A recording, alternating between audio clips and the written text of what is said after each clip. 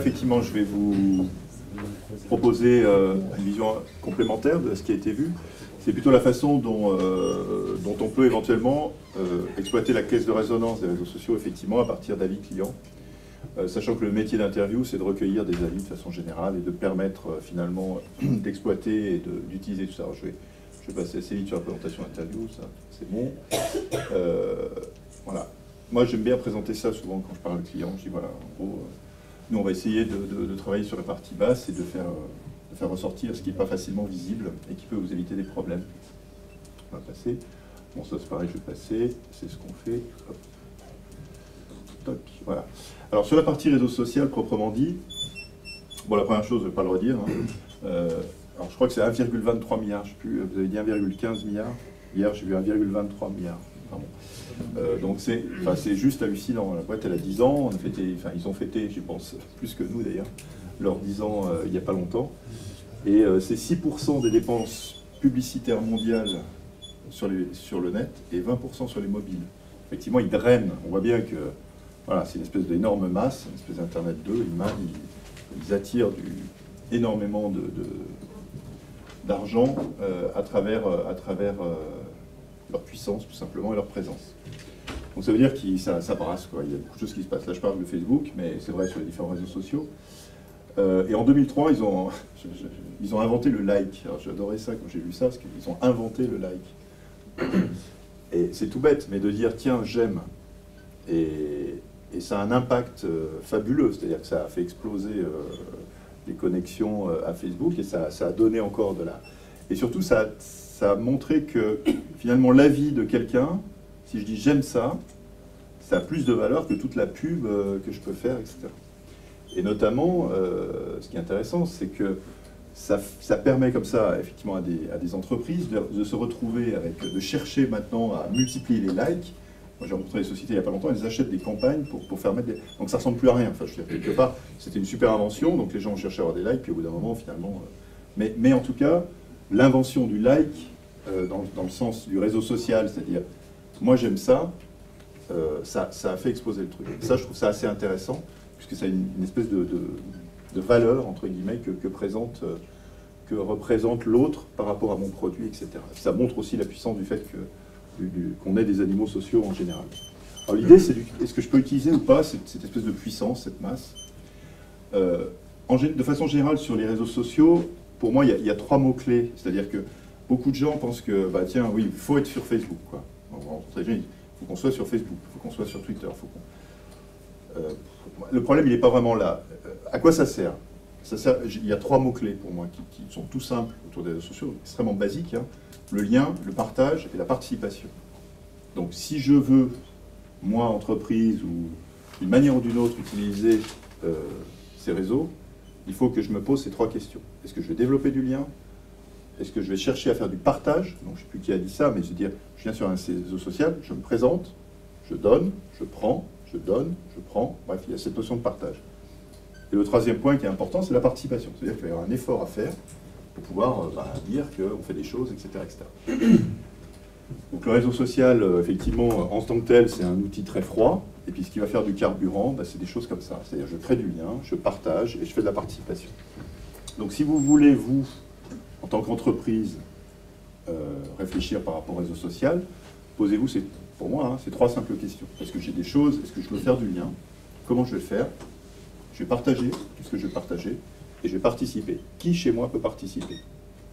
C'est tout bête, mais nous, je vois chez Interview, là, on travaille aussi là-dessus pour nous-mêmes. Et bon, ok, on y est, mais qu'est-ce qu'on va raconter, quoi? Qui chez nous va dire des choses? Et qu'est-ce qu'il va raconter? Et qui contrôle ce qu'il dit? Voilà. Et ça, c'est extrêmement... alors, je sais plus qui parlait des grands groupes. Dans un grand groupe, c'est très compliqué de trouver des gens. Alors, on a des community managers, qui sont des gens, ok, ils gèrent la communauté.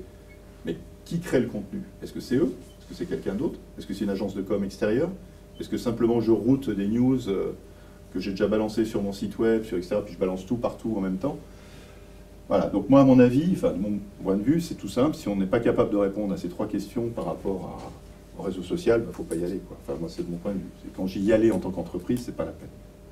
Bref. Alors, j'ai juste... on voit rien du tout, je suis désolé.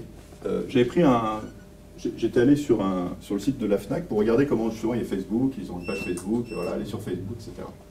La page d'accueil, hein. Je clique sur Facebook, la première page qui s'affiche, j'ai mis un pistolet à côté du like.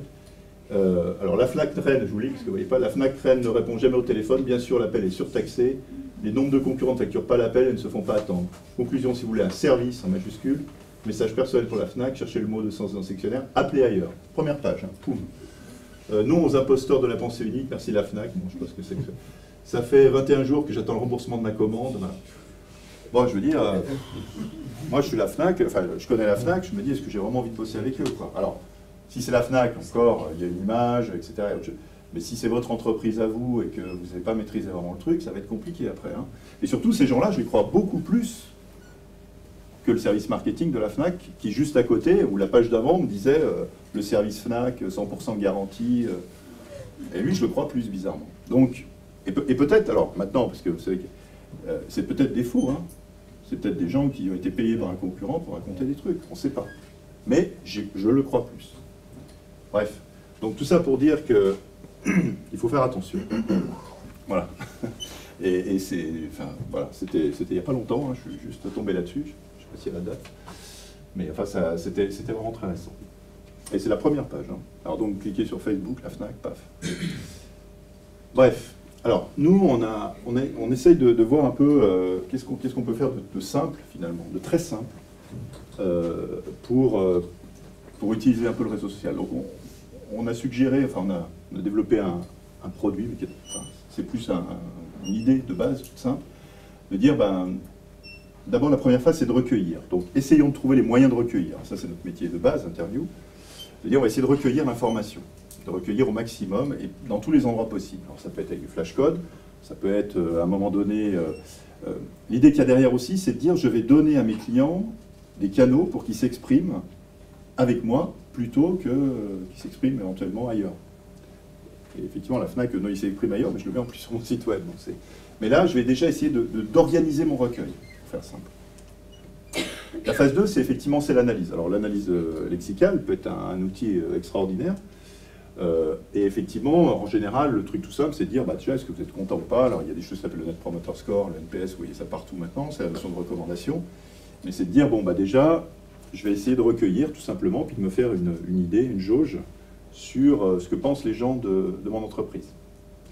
Mais je vais quand même laisser un petit endroit, ils vont s'exprimer, ils peuvent laisser du texte. Donc, je vais avoir des commentaires, hein, c'est-à-dire que nous, l'idée, c'est de dire, bah, le client, on va lui permettre de s'exprimer, de donner un avis général, et puis de donner un commentaire.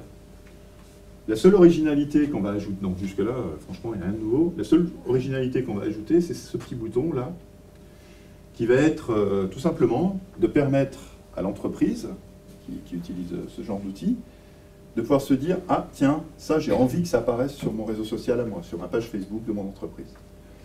Donc, ben voilà, par exemple, je vais vouloir partager quelque chose. Et puis je peux les filtrer sur une période pour relire les commentaires. Là, il n'y a pas d'analyse lexicale, hein, comme proposait monsieur. C'est simplement parce que les AIF sont très courts. En général, surtout si je suis dans une logique de flasher un code, je suis avec un mobile, je ne vais pas écrire des tartines là-dessus. En revanche, c'est vrai que par rapport à des études, nous on travaille dans le milieu des enquêtes et des études depuis longtemps, ça a complètement changé. C'est-à-dire avant, je faisais une étude de satisfaction, une fois par an, c'était un gros bazar avec plein de questions, etc. Le recueil de données, maintenant, il est beaucoup plus dynamique, beaucoup plus contextualisé. Donc c'est à ce moment-là, je vais interroger la personne, etc., etc. Ou effectivement, on va dire, réparti. Un travail avec des stations de ski, c'est tout simple. Vous mettez un flashcode sur un forfait ou sur un plan des pistes. Voilà, exprimez-vous, quoi. Dites ce que vous en pensez.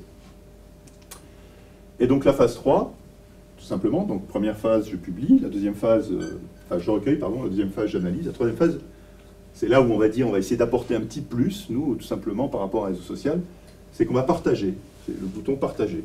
Donc il y a un truc là, que quelqu'un a dit, j'ai envie de le partager. Et le fait, c'est extrêmement efficace. Alors, moi dans ma tête, ce partage, il peut être fait avec les clients d'entreprise, mais il peut être fait aussi avec les collaborateurs de l'entreprise. Moi, si un client me dit qu'il est très content de mon service, qu'il est très content de mon produit, ça peut être vachement intéressant aussi de le basculer dans le réseau social qu'est mon entreprise. Parce que mon entreprise est un réseau social par essence. Donc si je peux en plus le partager, c'est très bien. Donc déjà de le recueillir, de l'organiser, puis de le partager. Ça fait un truc tout simple, c'est qu'effectivement, ça permet de dire, bah, tiens, nous avons une très bonne impression, je clique sur le bouton partager, ça va apparaître sur mon mur Facebook de mon entreprise. Donc plutôt que ce soit quelqu'un d'autre qui le dit, etc., c'est moi qui vais organiser ce recueil et qui vais faire en sorte que si j'ai bien travaillé, et que j'ai quelqu'un derrière qui va être un community manager, je vais simplifier les choses, c'est-à-dire plutôt que il va dire, bah, tiens, il y a un client qui a dit qu'il est content, ça tu le choisis, tu le mets sur le mur Facebook. Il ne faut pas non plus exagérer, après c'est comme tout, hein, mais je partage avec mes clients, etc. Et je crois que ce qui est super important là-dedans, c'est la sincérité. Parce que c'est extrêmement énervant enfin, d'avoir l'impression que les trucs sont complètement...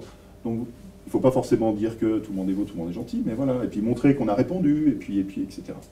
Moi, il y a très longtemps, il y a pas mal d'années, j'avais un GPS qui était un TomTom, et c'est la première fois que j'ai eu un service support en ligne avec TomTom que j'ai trouvé extraordinaire, vachement bien foutu. C'était d'abord, il m'indiquait d'aller sur des FAQ, si je trouvais ma solution, mais gentiment, c'était pas de dire, voilà, de toute façon, ils ne comprenaient rien, allez là. Donc, consultez ça d'abord. Ok, je regarde, maintenant, je ne trouve pas mon problème. Les FAQ étaient déjà bien organisés. Donc, on n'a pas trouvé votre problème. Remplissez un petit mot, qui était... Alors, ils essayaient de voir si il y avait une analyse, je ne sais pas comment, qui me redirigeait, disant, regardez quand même si dans cette FAQ-là, vous n'avez peut-être pas vu, il y a un truc, etc. derrière. Non. Donc après, il y a quelqu'un qui m'a écrit et qui m'a dit, bah écoutez, hein, puis ça a fini par renvoyer le produit, et puis on vous prévient que le produit est arrivé, etc. J'ai été soufflé. C'était il doit y avoir 7-8 ans. J'avais trouvé ça extraordinaire. Et pour moi, c'était bien fait. C'était pas du réseau social tel que... Mais pour moi, ça devient du réseau social. C'est-à-dire, finalement, j'ai déjà des avis, éventuellement d'autres gens qui avaient utilisé TomTom, qui avaient posé des FAQ, ils ont utilisé ça. Puis petit à petit, m'amène une réponse qui est extrêmement personnelle, et puis la reprise du produit, etc. Moi, j'ai été bluffé. J'ai un autre exemple comme ça, on travaille avec Orange, Soch par exemple, c'est du téléphone low cost, ils ont fait un truc très bien, que d'autres ont fait avant eux, mais eux, ils l'ont bien amené, c'est dire, bon, bah, ça coûte cher d'avoir du support téléphonique, donc des gens derrière que je paye, moi, Orange, à faire du support, donc je vais faire bosser les clients. Et donc, ils ont organisé la plateforme de forum clients sur Soch. Si vous avez un problème avec Soch, vous postez là, et c'est des clients, d'autres clients de Soch qui répondent. Donc je pense qu'ils ont un bon modérateur, ils organisent le truc, mais c'est les clients qui bossent. Ils valorisent les clients qui... Je trouve ça très malin. Un réseau... Finalement, j'utilise intelligemment mes clients. Il y a des clients parmi eux, et ils sont valorisés, plutôt qu'ils s'expriment dans des forums à la nôtre. Donc je trouve que c'est des exemples, mais assez intéressants. Donc, voilà. Donc nous, ce qu'on propose, mais ce que je vous raconte, c'est basique de chez basique. J'essaye d'organiser du recueil. Ce recueil qui me provient, eh ben, je vais le repartager. Voilà. Donc je fais du lien, du partage, et la participation, c'est le recueil de mon client qui s'affiche. Et vous voyez qu'évidemment, c'est pas moi qui dis qu'il a eu une très bonne impression, c'est pas marqué mon entreprise. Là, je suis sur la page Facebook de mon entreprise, et c'est Listen to Me, en l'occurrence, c'est le nom qu'on avait donné à cette fonction chez nous pour notre produit, qui dit ça. Voilà. Vous voyez, c'est un peu plus simple. Et ça, bah, ça peut suffire. Enfin, quand je vois que l'innovation technologique de Facebook en 2007, je crois, c'était le like, je me dis, bon, le bouton partager, allez, c'est une innovation technologique, pourquoi pas. Voilà, je vais peut-être pas vous le montrer parce qu'on n'a peut-être pas beaucoup de temps, mais... Bon, alors, de façon très... faut que je passe par là. Ça ressemble à ça, en fait. Hein. Voilà, donc il y a un QR code, je flash... Donc là, c'est un exemple avec un smartphone. Voilà, donc une question de satisfaction avec un curseur. Hein, donc il positionne, je suis content, je suis pas content. Il bouge son petit curseur, il met son petit commentaire. Est-ce que vous avez des remarques, positives ou négatives? Éventuellement, on va orienter la question, tout simplement. Si c'est négatif, on va dire, qu'est-ce qu'on devrait faire pour améliorer notre service? Si c'est positif, on va dire, pourquoi vous nous mettez une aussi bonne note? Et si c'est négatif, éventuellement, on va lui poser, est-ce que vous souhaiteriez qu'on vous recontacte? Si c'est oui, automatiquement, ça va générer des choses pour que le service qualité rappelle. Bon, enfin, ça, c'est notre sauce. Donc, il peut taper sa réponse. Je ne vais pas passer avec ça. Ça manque un peu de lumière. Il peut attacher une photo. C'est vrai que maintenant, avec ces devices, c'est quand même très pratique. Il donne son avis, il met un commentaire, il met une photo. Voilà. Hop. C'est fini. Et on lui dit merci.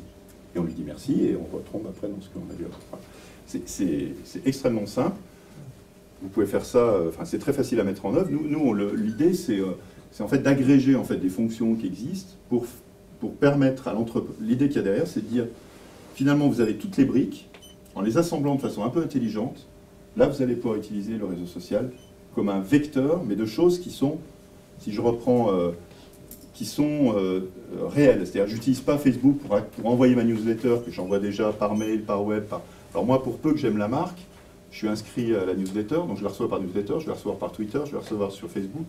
C'est bon, quoi. Donc j'ai envie de trouver d'autres choses ailleurs. Voilà. Donc c'est tout bête.